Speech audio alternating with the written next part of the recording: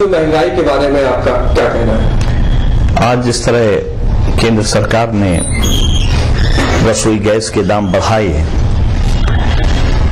ये तो एक गरीब जनता पर, मध्यम वर्ग पर बहुत बड़ा धोखा हो रहा है। केंद्र सरकार पता नहीं क्या सोच रही कि महंगाई कम करने के बजाय हर महीने प्रत्यक्ष या परोक्ष रूप में कभी डीजल कभी पेट्रोल, आज रसोई गैस के बढ़े, फिर उम्मीद है कि डीजल पे बढ़ेंगे, पेट्रोल पे बढ़ेंगे।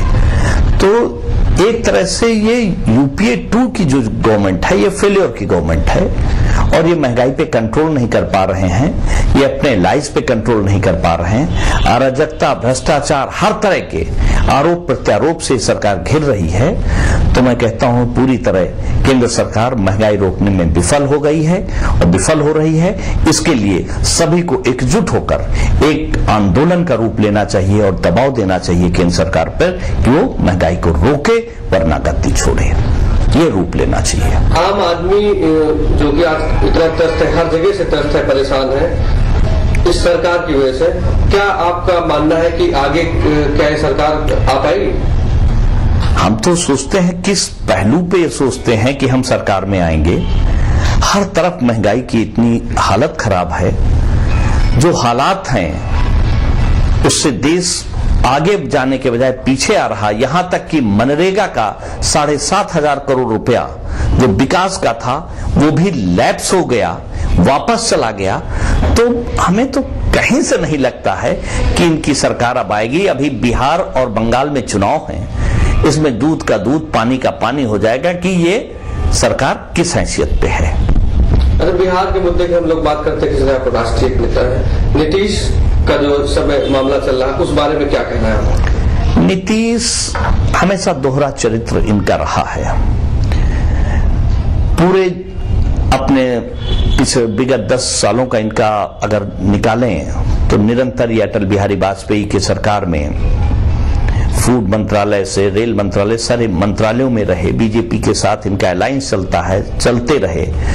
और पिछले लोकसभा के चुनाव में जिस दिन बिहार की आखिरी पोलिंग थी, 3 बजे पोलिंग के बाद ये 4:30 बजे अपने स्पेशल प्लेन से हरियाणा पहुंच जाते हैं और वहां पर नरेंद्र मोदी के साथ ज्वाइंट मीटिंग करते हैं और वहां नरेंद्र मोदी के पक्ष में बहुत अच्छे अच्छे कसीदे पढ़ते हैं, हाथ में हाथ मिलाते हैं। तो कोई बुराई नहीं थी, जब उनकी अच्छाई थी तो उनको पढ़ना चाहिए। लेकिन यहां बिहार में वोटों की राजनीति के लिए, क्योंकि माइनॉरिटीज के वोटों का डिवीजन हो जाए, उस डिवीजन को, और माइनॉरिटी वोट का डिवीजन होगा तो बीजेपी आएगी।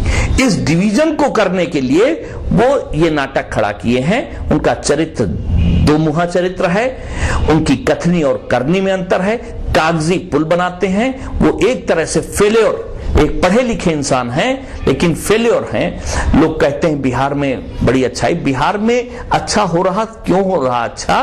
किस समय, इसलिए जब से नीतीश बने, केंद्र सरकार बिहार के डेवलपमेंट के लिए पैसा देती थी। जब ये मंत्री थे तब बीजेपी की सरकार थी, बीजेपी ने बिहार के लिए, और राबड़ी देवी मुख्यमंत्री थी, बीजेपी ने बिहार के लिए कोई फंड, कोई पैसा नहीं दिया। लॉ एंड ऑर्डर कंट्रोल के लिए कोई संसाधन नहीं जुटाए।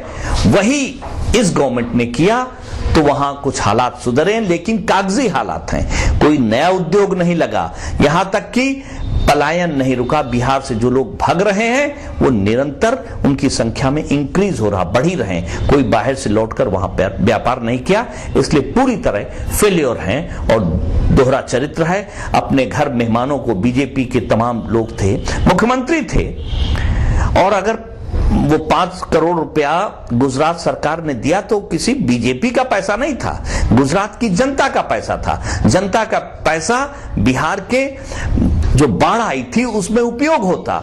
ये क्या दिखाना चाहते हैं? सिर्फ एक दिखावा है। जितने दिन उस समय फोन करके उन्होंने पैसा मांगा था, और आज सिर्फ वोटों के बंटवारे के लिए, मुस्लिम माइनॉरिटी वोट के कारण कि इनका बंटवारा हो जाए और बीजेपी आ जाए, इसलिए नाटक चला जा रहा है।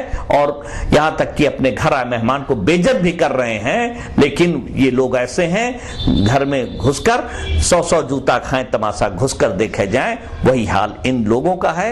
यही मैं कहना चाहता हूं। धन्यवाद। समाजवादी पार्टी के द्वारा आज स्थानीय सुपर मार्केट में लोकतंत्र सशक्तिकरण दिवस के रूप में आज मनाया गया। इस मौके पर पार्टी के कई वरिष्ठ नेतागण थे मौजूद। समाजवादी पार्टी के द्वारा लोकतंत्र सशक्तिकरण दिवस आज स्थानीय सुपर मार्केट में किया गया। इस मौके पर समाजवादी पार्टी के वरिष्ठ पदाधिकारियों के द्वारा इस पे विस्तार से प्रकाश डाला गया और बताया गया कि लोकतंत्र सशक्तिकरण में क्या क्या हो सकता है। इस मौके पर वरिष्ठ सपा नेता सुरेश पांडे, विधायक मैंके शरण सिंह, जिला अध्यक्ष राम बहादुर यादव, सपा नेता विजय रस्तोगी व राजीव यादव समेत कई सपा के पदाधिकारीगण मौजूद थे। रिपोर्टर शीतला सुजीत, हेमंत की रिपोर्ट।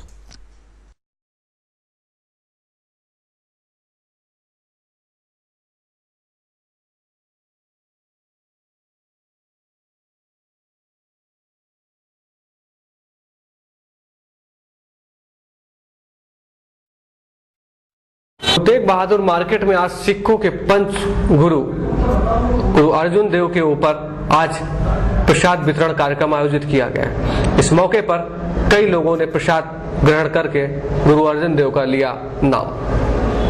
तुम बिन अवर न जाना मेरे साहिबा, गुणगांव नित तेरे, दुख भजन तेरा नाम जी, आण पहर आराध्य पुरन सती गुरु साहब, जिसके सिर ऊपर तो स्वामी सो दुख कैसा पावे। यह शब्द स्थानीय गुरु तेज बहादुर मार्केट में सिखों के पंच गुरु श्री गुरु अर्जन देव जी महाराज के शहीद पर्व पर साउंड द्वारा बज रहे थे, जिससे सारा वातावरण भक्तिमय हो चला था। गुरु तेज बहादुर मार्केट की तरफ से गुरु अर्जन देव जी के शहीद पर्व को मनाते हुए छबील, शरबत व प्रसाद वितरण किया गया, जिसमें हजारों श्रद्धालुओं ने बहुत ही श्रद्धा के और प्रेम के साथ प्रसाद ग्रहण किया। प्रसाद वितरण से पूर्व अरदास की गई। इस मौके पर निरंजन सिंह गांधी, गुरमीत सिंह सलूजा, छोटा इंद्रई, सरप्रीत सिंह, गोल्डी आदि लोग उपस्थित। रिपोर्टर अनुपम मिश्रा के साथ मैं गौरव द्विवेदी।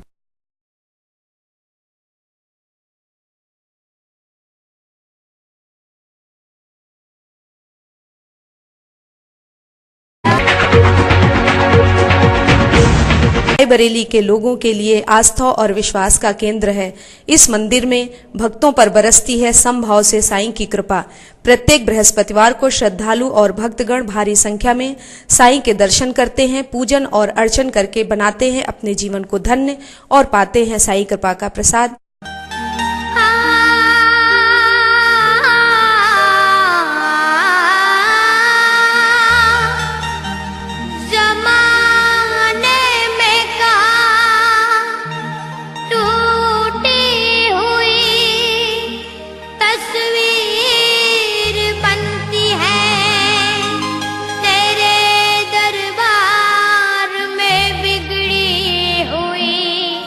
तकदीर बनती है, तारीफ तेरी निकली है दिल से, तारीफ तेरी निकली है दिल से, आई है लब पे बन के कवाली, शिरडी वाले साईं बाबा आया है तेरे। हेडलाइन एक बार दोबारा पेश है। आज की हेडलाइन, दिल्ली से आई टीम ने रायबरेली की CSC सेंटर व ईस्ट डिस्ट्रिक्ट का लिया जायजा, रायबरेली रहा अव्वल। कांग्रेस के पूर्व विधायक व बैंक ऑफ इंडिया के निदेशक इंद्रेश विक्रम सिंह की धर्मपत्नी का एक्सीडेंट में निधन। महंगाई के विरोध पे राष्ट्रीय महासचिव जनता दल अशोक सिंह से खास बातचीत। सुपर मार्केट में समाजवादी पार्टी के द्वारा आयोजित किया गया कार्यक्रम। आगे खबरों के लिए देखते हैं अपना लोकप्रिय news channel S7 news channel, अपना शहर अपनी खबर। अगर आपके पास कोई खबर तो आप हमें कर सकते हैं ईमेल s7newsrb@gmail.com। हमारी खबरों के लिए आप हमारी वेबसाइट को भी लॉग इन कर सकते हैं www.s7newschannel.com। देखते रहिए अपना शहर अपनी खबर।